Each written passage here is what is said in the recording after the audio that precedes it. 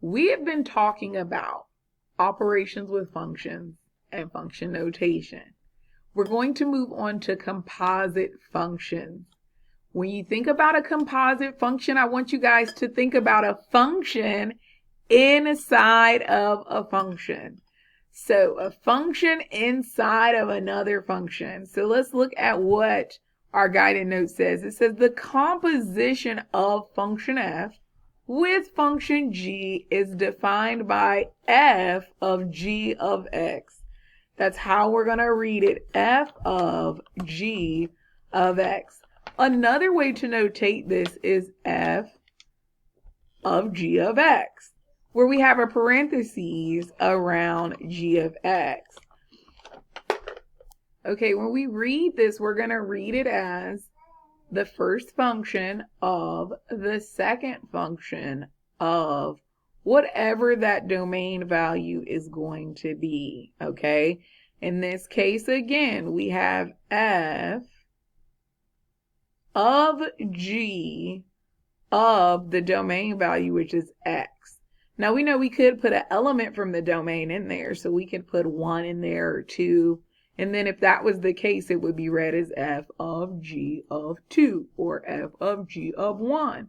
Okay, so let's go ahead and talk about what this means. Well, the domain of a composite function, f of g, is the set of all such that 1x is the domain of g and g of x is the domain of f. So let me explain that. All this is saying is x is the domain of g. So we're going to first work with all the domain values or the input of g. Okay, so we're going to input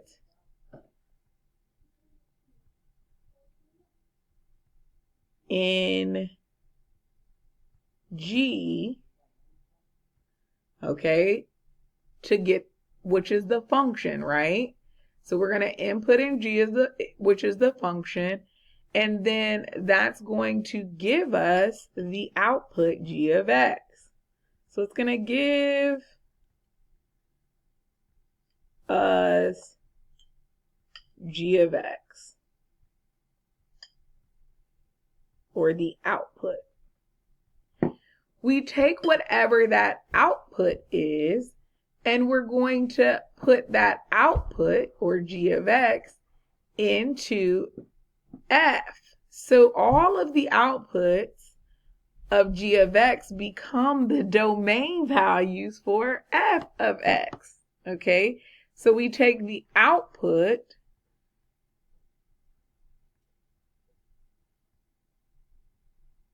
of g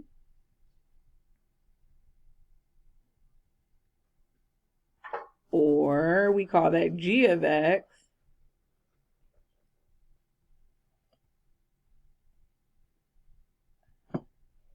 and we're going to input it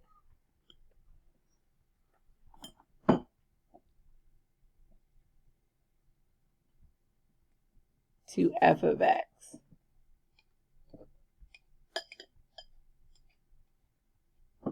They have a lovely visual diagram below. We're taking all of the domains right here. We're going to put it into G, and then we have the outputs, okay? The outputs or the range values of G of x. We put that into f of x, and that is going to give us f of G of x, okay? So that's what they mean when they say x must be the domain of g, and then g of x, or all the outputs, must be the domain of f. Now, that is important. You will get a couple questions that's asking you about domain and range when we talk about composite functions, so understand what those are. All right, let's do a couple problems and let's practice this. So they tell us to find each composite function and determine the domain of each composite function. The first one, we have f of x and g of x, and they say, hey, find f of g of x. So what I like to do is actually write it this way. F of g of x. The reason why I like to do it this way is because I can see the input function. I know that the input function is going to be g of x. So I'm inputting that into f of x. And so I'm going to just show you what I mean when I say the input function. Literally, I'm taking what g of x is, and in this case, g of x is x plus 1, and I'm inputting it into f of x. So what this is going to look like is I'm taking f of x plus 1. So that is what this is. So everywhere I see a variable in f of x, I'll input g of x. And f of x is 2x minus 3. So I'm going to say 2 times x plus 1 minus 3. Just inputting g of x right into the function for f of x. And then to find f of g of x, I just simply simplify that. So I know f of g of x would be this simplified, which all I need to do is just distribute 2 into the parentheses. So I end up with 2x plus 2 minus 3. And so f of g of x is equal to 2x minus 1. Okay, now the next step, they tell us to find the domain of f of g of x. Okay, when we do that, the important thing is to not only look at your output function, but also look at the domain of your input function. So I have to check first my input function, which is g of x, check what the domain value is of that, and that needs to be included in the output, okay? I'm okay in this scenario because we're dealing with polynomial functions. Polynomial functions will always have a domain of all reals because we can plug anything into the x value and we'll always get an output. So I know this is going to be from negative infinity to positive infinity in interval notation, okay? And all that means is this is all reals. Well, because my output is also a polynomial function, right? When we inputted g of x into f of x, we still ended up with a polynomial function here. So that will be, the domain will be the same. It's still going to be all reals, negative infinity to positive infinity. So I can confidently say, hey, the domain of this function is all real values. Again, interval notation is negative infinity to positive infinity.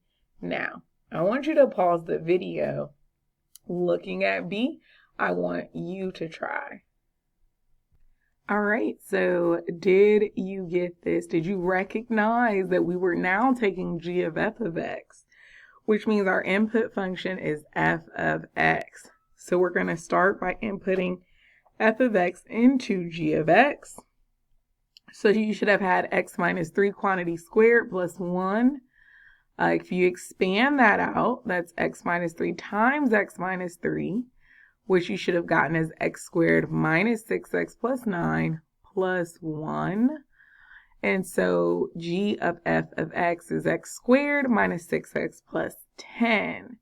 Now, if we talk about the domain of, and this actually I have backwards. This should be g of f. There we go. G of f of x. The domain of g of f of x is going to be negative infinity to positive infinity. And we know that because we look at our input function. We know that it's a polynomial, so it's all reals. And our output function is also all reals. So the domain of g of f of x should be all reals as well. All right, let's look at some other examples. All right, I have the composite function where I'm taking f of g of x, and then I have to find the domain of it. So again, I'm going to do the same thing. I'm going to take f of g of x. I rewrite it this way so I can see what my input function is. And I see that g of x is going to be the input function. With that being said, I am going to take f of the input function, which in this case, g of x is 1 over x. So I'm taking f of 1 over x, and I'm going to input that into everywhere I see a x and f of x. So I would end up with a 2 over 1 over x minus 3. Again, just inputting g of x into the function of f of x. All right, now if I look at this, I notice rational functions rears its ugly head again. So I'm going to go ahead and simplify this because this is a complex fraction. And remember how we simplify? I know this 3 in the first I'm going to simplify the denominator. I know that I want a common denominator here, and I know the common denominator has to be x. 3 is already over a 1, so that means that we're going to multiply both numerator and denominator by our LCM, which we know is x. We'll multiply both top and bottom by x. So if I rewrite this fraction, it's going to look like this. Now, this fraction is still complex, so this is where the whole keep, change, flip comes into play. We're going to keep the numerator the same. We'll change that division to multiplication. We're going to flip the denominator, and let's rewrite this and get it simplified. Okay, after we do all that, we multiply and then we smush everything together, and we would end up with this simplified as a 2, and I forgot my little x up here. There we go. 2x over 1 minus 3x. Now, the next step is to talk about what the domain of this is. And the first thing that we want to do is remember our input function. We don't want to forget about that. Our input function was g of x. So we need to look at what the domain is of the input function. And remember, with our rational functions, the big thing is we cannot have a 0 in the denominator because it's undefined. So when we're talking about the domain, we know the domain is everything excluding 0. So we know x cannot be 0. Okay? So that is the first restriction on this domain of f of g of x. Now I'm going to go down and I'm going to look at the domain of my composite function. So what was I left with when I put g of x and f of x? Well, if we look down here, we have to look at the denominator again for this function because it is also rational. And we notice there is going to be another exclusion in the domain based on the denominator of this function, because we can't have a 0 in this denominator as well. The best thing to do, and this is just like we learned with rational functions, we take the denominator, we set that equal to 0 and solve for x to know what the restricted value is. So I'm going to come over to the side and say, hey, my denominator 1 minus 3x, if I set it equal to 0, what is that value that would make the denominator equal 0? Well, let's do our math here. I subtract 1. I end up with a negative 3x is equal to -1, and then I divide by -3 on both sides, and then I end up with x cannot equal 1/3. Okay, so x can't equal 1/3 is also a restricted value of the domain. So how do I write that? X can't equal 0 or 1, and x can't equal 1/3. Well, the easiest way to write it in interval notation is to go ahead and make a number line. So I'm going to make the number line as best as I can. I know my number line's a little shaky. Then I'm going to plot my points. So my points that are restricted in the domain is 0, and then 1/3 is over here. Okay, and I have to think about it. They are restricted in my domain, so that means that they are not included. So I'm going to do an open circle for 0 and an open circle for 1/3. And then the rest is pretty easy. I just think about, okay, everything to the left of 0 is included in my domain, right? So that's -infinity. So I can go ahead and write my interval notation. I know that the domain is going to be, again, I can't touch -infinity, so that's a parenthesis. So I got -infinity, comma, 0. And since it's not included, I'm going to put a parenthesis for that as well because it's not included. Then I have a break, and we're going to break at 0. And so we use this union because after 0, we have more values between 0 and 1/3. So we use the union between that. And I'm going to include all these values in between 0 and 1/3. So I'll make another parenthesis because, again, 0 is not included. And then I'll pick up at 0, and then I'll do a comma, 1/3. All right. And then, and I'm writing into my stuff, so I'm moving an arrow down here. So, I'm continuing the interval notation down there.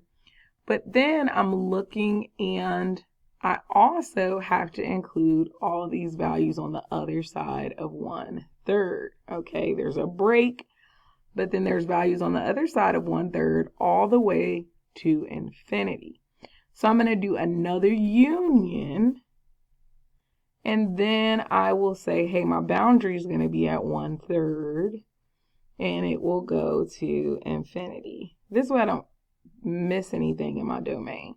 So I can write that. I can now write my domain for this from -infinity to 0, union 0 to 1/3, union 1/3 to infinity.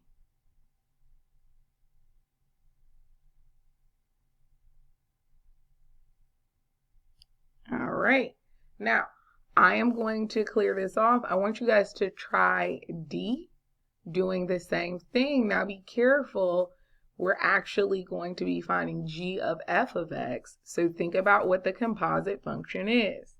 Or I'm sorry, think about what the input function is. Okay, how did you do? You recognize f of x as the input function.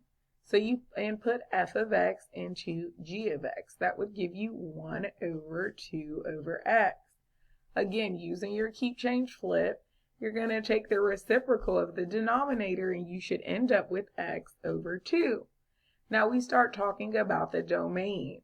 So if we're talking about the domain, even though it looks good down here, right? Because the denominator, there's no way we could get a 0 in it. Even though it looks good here, we cannot say that it's all reals. We got to look up here at the input function, which was f of x, and we have to include that restriction. And that's that x could not equal 0. If we look at that denominator, x can't be 0. And so That means I have to include it in as a restricted value in my domain. Draw my number line. I do not include 0, so I know that my domain is going to be negative infinity to 0, and then from 0 to positive infinity. All right. The next example just wants us to evaluate the composite functions. So they're actually saying find f of g of 6. So I'm going to write this out again. I'm finding f of g of 6, and Miss Bennett likes to notate it this way because it tells me what to do. I'm plugging into I'm plugging into g of x, a 6, and then I'm taking that output value and putting it into f of x. That's literally what this says. So I love that notation so much better. So I'll do the first step, which is to find g of 6. And if I do that, I'm plugging in a 6 into x minus 2. So I'm just taking 6 minus 2. And I know that equals 4. All right. Then I'm going to take that output, 4, right? And I plug that into f of x. So I should be finding f of 4. And f of 4 is just the square root of 4. And I know that the square root of 4 is 2. All right, I'm going to pause the video and let you all try the next function. Try to evaluate that and tell me what you get. All right, how did you do? This tells us to find g of f of 2. So that means I'm inputting 2 into the function f of x, which is what I did here. That would be a 6 times 2 minus 1. 6 times 2 is 12, minus 1 is 11. Then I have to find g of 11, okay? And I input that into g of x, and I would have 11 plus 3 over 2, which is 7. Okay, let's go to the next one where we're trying to write our own composite functions. All right, the cool thing about composite functions is that you can actually decompose a function and express a function as a composite function. So if I look at what they give us, the example of h of x, and they tell us to decompose it and write it as write it as f of g of x, what we're going to do is look at the operations that we're doing and think about what we naturally do and how could we write this as a function. I'm going to focus on the outside operation and work my way in. So if I think about this, what I would do originally is if I had to plug any value into a, right, for f of h of x, if I had to plug a value in, say the value is any number, I would first plug the numbers in here for x and do the operations, right? Cube x, and then take 3 times x minus 3. So really, if I think about it, I'm doing this operation first, right? And then the second operation I'm going to do is take that value and raise it to the second power. So here's where I have a function.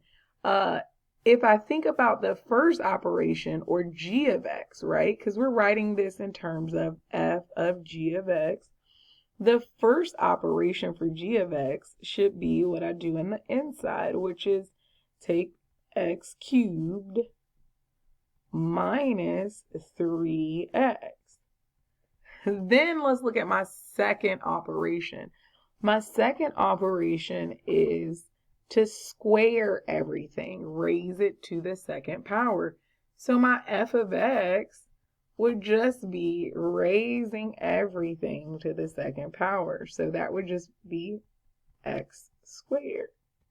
Now I have a function and I can say, hey, this find, and I like to write it like this, f of g of x.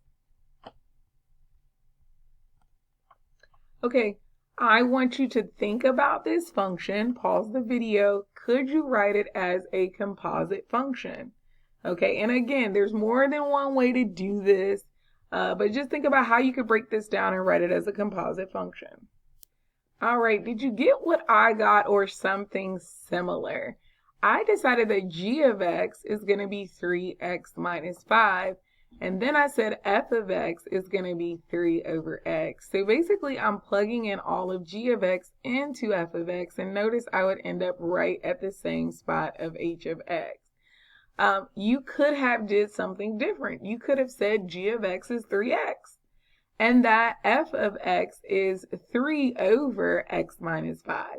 That too would make you end up with 3 over 3x minus 5. So decomposing a function, just breaking the function down based on the operations that you do. You can come up with many ways to do this, but we need to end up at the same place. All right, with that being said, guys, we're going to do more practice with composite functions when you come back to school tomorrow.